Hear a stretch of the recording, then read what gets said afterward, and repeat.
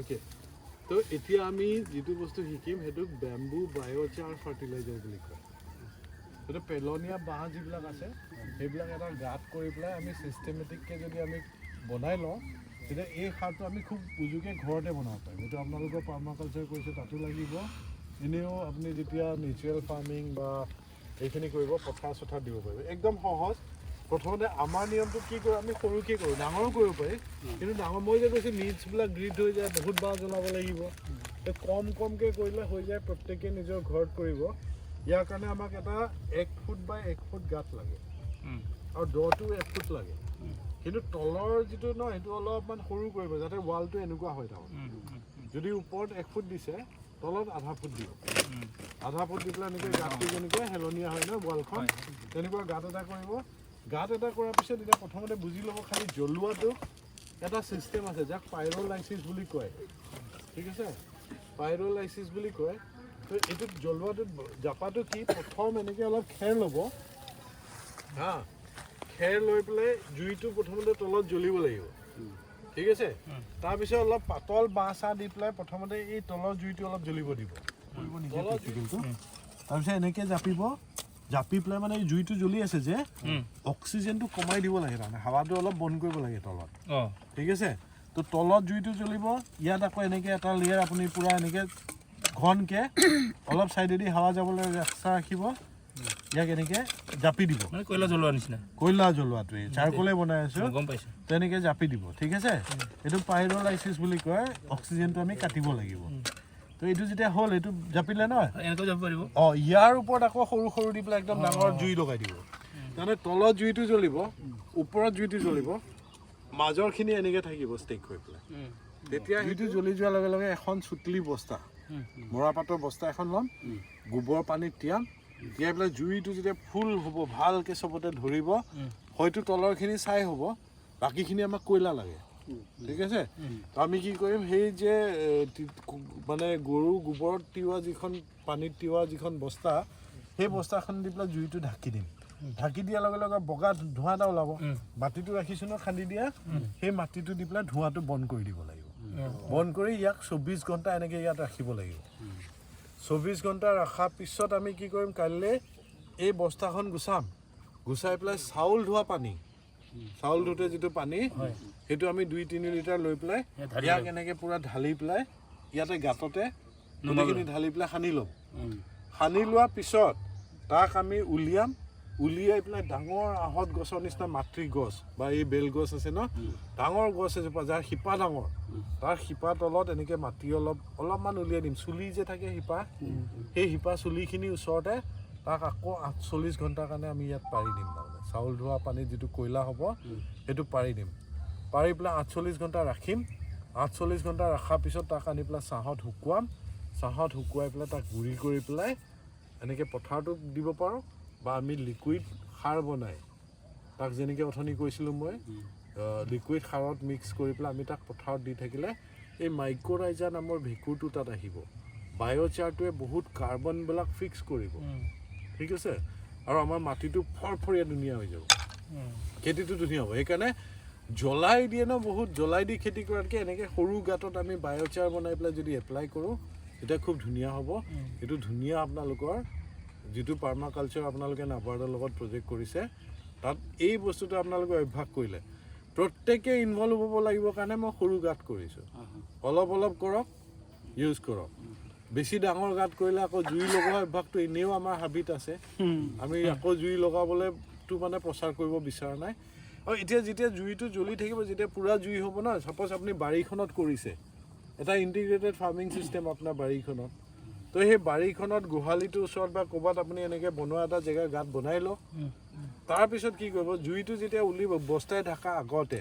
পূৰা জুই থাকিব যেতিয়া তাত অলপ কেঁচা নিম পাত বা এই যে ঢেকীয়া বিলঙনি পাত এনেকুৱাবিলাক যদি অলপ দি দিয়ে তেতিয়া ধোঁৱাটো বগা ধোঁৱা ওলাব ন ই আপোনাৰ ফল মূল এই যে বৰলে বিন্ধে জিকা এইবিলাক যি হ'ব এতিয়া তাৰ ধোঁৱা পালে পোকবিলাকো দূৰ কৰিব লগতে গৰুৰ যে চকুত যে পোকবিলাক লাগে তো এই গোহালিৰ ওচৰত যদি এইটো জাক দিয়া নিচিনা হ'ব ন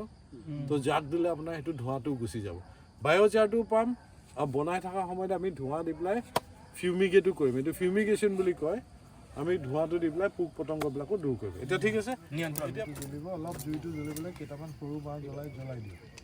তলত অলপ জুই লাগিব পাৰিলে সৰু সৰু বনাই ল'ব লাগে সৰু সৰু বনাই ল'ব এতিয়া মানে এইটো গাঁতটো হিচাপত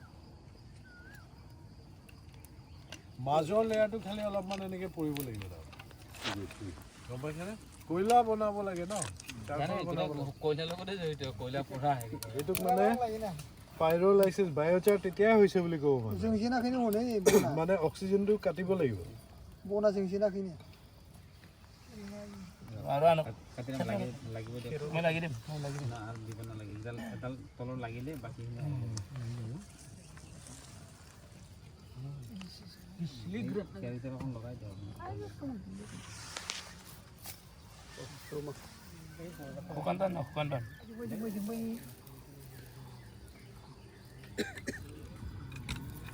এইটো যে দিছে এনেকৈ অক্সিজেনটো তললৈ বন্ধ হ'ব ন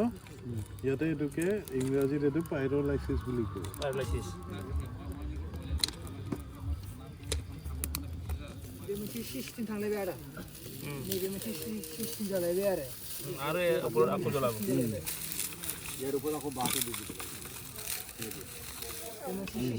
সৰু সৰু বাঁহ দি পেলাই জুইটো ডাঙৰ জুই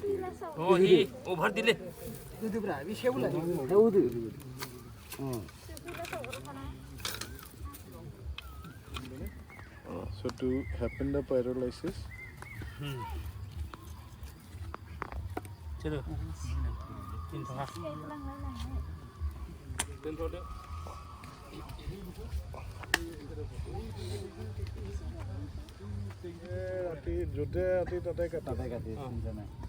এনেকুৱা চিছে হেৰি এটা আছে বাৰু আমাৰ পাহাৰৰ ওচৰতে মোৰ লগত মিলি যাব ছাৰ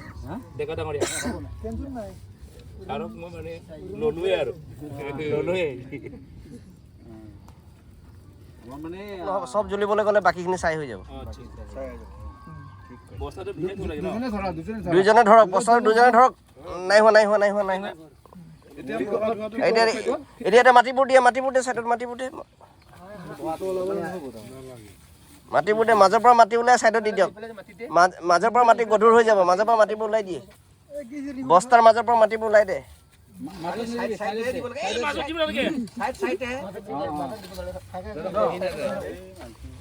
মাজৰ পৰা মাটিবোৰ ওলাই দে চাইডে দে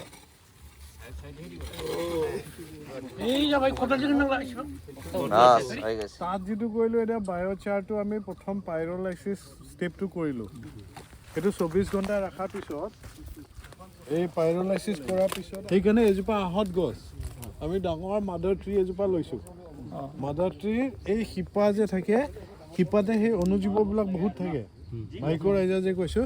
সেইকাৰণে চাব দেই এনেকৈ ঢাকিব লাগিব এই দেখিছেনে তাত যেতিয়া চাউলৰ পানীটো তিয়ালে নহয় গাঁতটোত 24 ঘণ্টাৰ পিছত তাৰপিছত এনেকৈ চাৰকলখিনি এনেকৈ ৰাখিব লাগিব এইটো এতিয়া আমাৰ আগৰ গ্ৰুপটোৱে ট্ৰেইনিং কৰিছিলে তাহাঁতি আজি 2 নে 3 দিন আগতে থৈ গৈছে ন এইখিনি এতিয়া আমি ল'ব পৰা হ'ল লৈ যাব পাৰা আৰু এইখিনি আমাৰ বায়'চাৰ এইটো এক্টিভেশ্যন বুলি কয় ইয়াত আমি এক্টিভেট কৰিলোঁ নেচাৰেল মাইক্ৰ'বছ দি পেলাই গছৰ ৰুট হেচৰ পৰা আমি এতিয়া এইখিনি লৈ পেলাই ইয়াক পথাৰত আমি দিব পৰা হৈ গ'ল গুড়ি কৰি এনেকৈ দিয়ে পথাৰত যিমান দিব সিমানে আপোনাৰ খেতি ধুনীয়া হ'ব এইটো কি বনালোঁ আমি বেম্বু বায়'চাৰ জোৰকৈ কওক চবে বেম্বু বায়'চাৰ বেম্বু মানে বাঁহ বায়ো মানে এঙা চাৰ মানে খাৰ ওৱানি হাংগাৰ নি মাবা বি হাংগাৰ বড়ো মানে হাংগাৰ ইয়েস হাঁসফলা হাংগাৰ কয় আঙ্কেল এতিয়া অসমীয়া মানুহে পেলনীয়া বাঁহবিলাক ধুনীয়াকৈ এইটো যদি বনাওঁ তেতিয়া আমি এই সাৰটো দি পেলাই খেতি ধুনীয়াকৈ